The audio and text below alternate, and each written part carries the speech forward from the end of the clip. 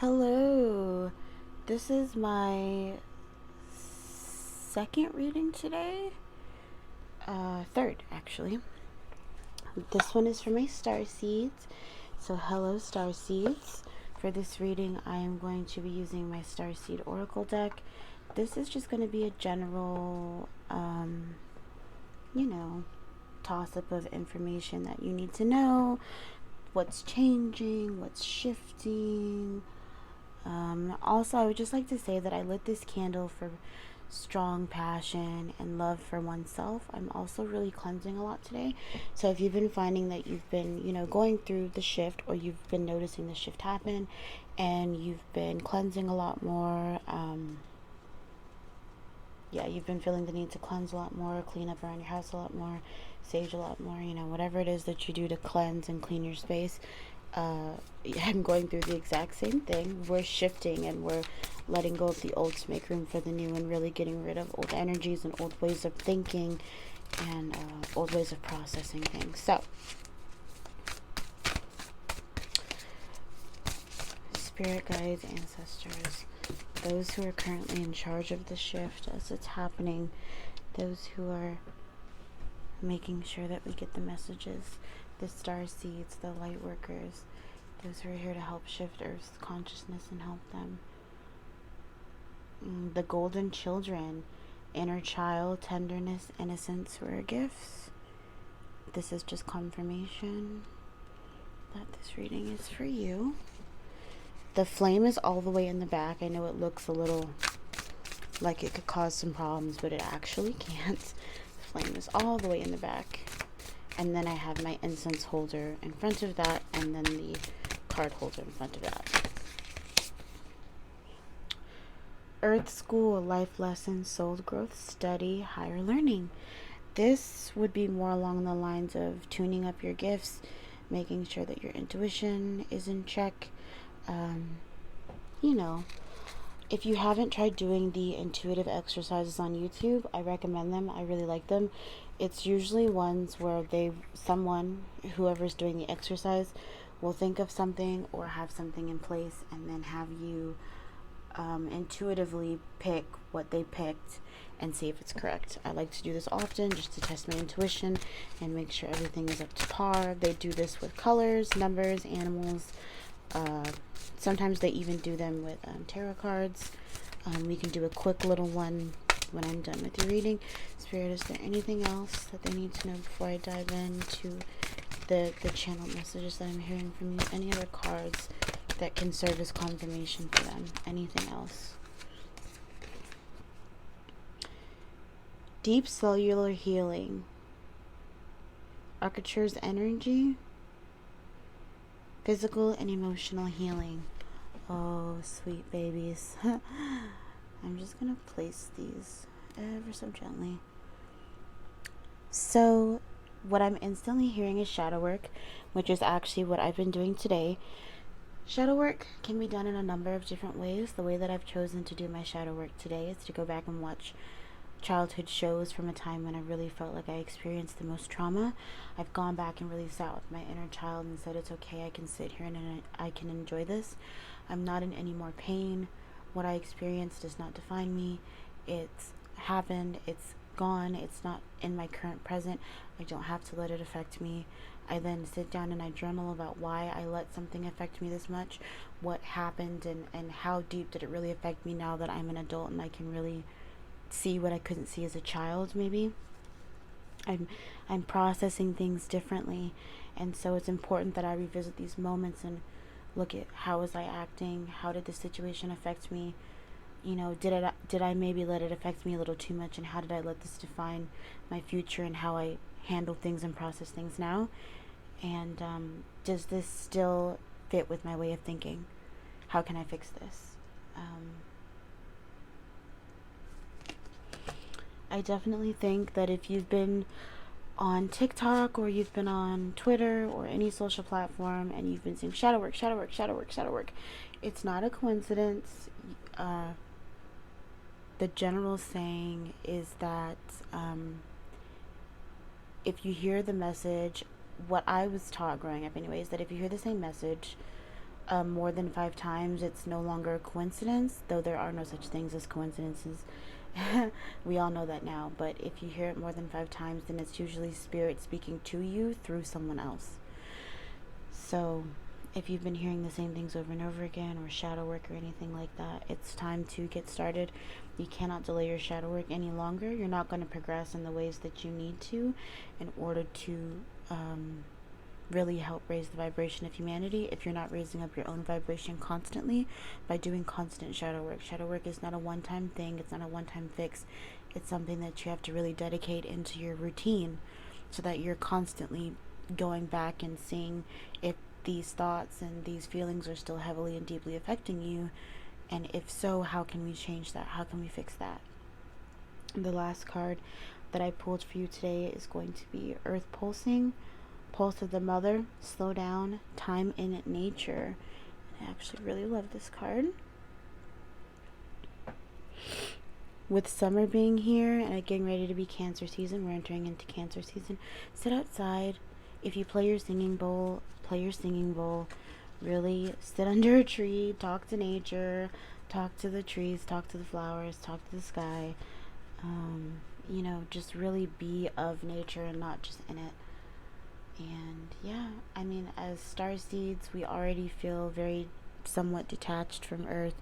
We feel like we don't really belong here, and then it doesn't help that we also kind of just feel like nobody gets us, on top of needing to be able to you know, raise the frequency and the vibration. It can be difficult when we feel so detached. And so doing our shadow work, sitting with nature, getting really grounded, getting to be really one with ourselves and one with this earth, even though it may not be the planet that we identify with, or the planet that we necessarily feel as being home, you know, it will help us to help those who are stuck here.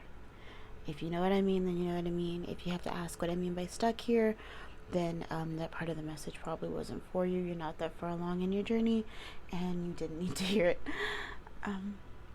But that's what I have in terms of messages that my fellow star seeds need to hear. And now what I'm going to do is do this intuitive exercise. And the way that I'm going to do it is actually, I'm trying to think of a good deck to use. I mean, I could use my Alice in Wonderland Tarot, but it's just weird. Okay. Going to use my Alice in Wonderland Tarot.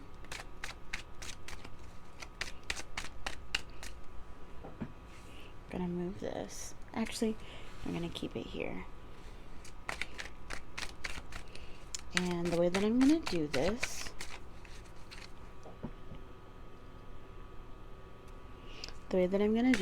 is I'm gonna shuffle, shuffle, shuffle. I'm going to pick 3 random cards to place here. And then I'm going to pick one, and you're going to intuitively pick which one I picked. That's card number 1, card number 2, card number 3. Anyone who can feel the chaos energy coming off of this deck, I apologize. This deck is so crazy. Okay, so again, the Lovers being card number 1, Queen of Hats being pile number 2, and Ace of Flamingos being pile number 3. I want you to calm your mind and intuitively pick which card I picked, and we'll see if it lines up. I'll give you a minute to just sit here and intuitively choose. I've already chosen. So, yeah, which card do you think it was? 1, 2, or 3? And if you are really feeling lucky, you can just comment down which one you picked in the comment section and see if it matches. So here we go.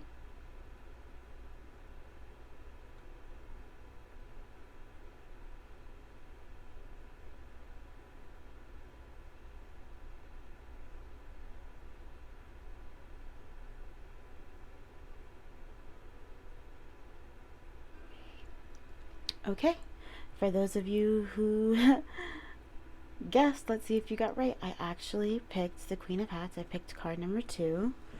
That was what I picked. So if you didn't get it the first time, that's okay. We're going to do a couple more of these just to, you know, make sure that you got it. Shuffle, shuffle, shuffle. If you're wondering what this is just the Wonderland Tarot. It's a great, like, the deck design is beautiful. It's just too chaotic for me to want to do any actual tarot readings with. So I don't bring her out of the box often. I do speak to her though, and I tell her that she stresses me out and she gets all sad. So card number 1,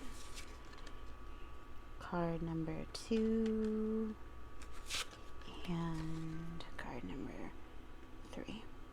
Oh, this is a good looking bunch actually. So intuitively, I want you to channel, focus, really tap into my energy and try to feel what I'm feeling and the decisions that I'm making. I've already chosen, so I'm going to give you a minute now to really sit and think with your intuition. Did I pick card number 1, card number 2, or card number 3?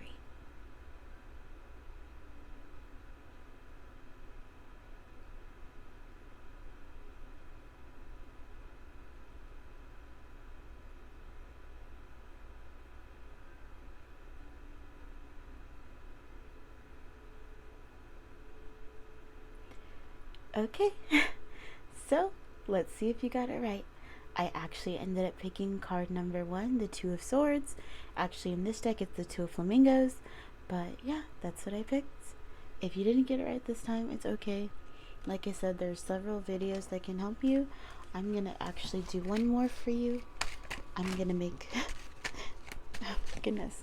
These cards are actually flying out, which is weird because I'm not doing a reading. They must all just really want to be picked. That's what it is. Card number 1, card number 2,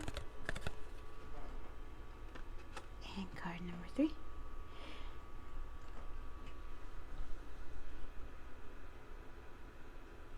Okay, so I've chosen. So now you get to choose which card you think that I chose. Remember, the first decision that you make is usually probably always right. I know that as intuitives, we tend to make a decision and then go, oh, well, you know what, I kind of sort of feel, and then it ends up being our first guess. So, you know, go with your first guess, really. It's probably correct. And yeah, so I'm just going to sit in silence for a minute and allow you to tap into that energy and see which one I picked.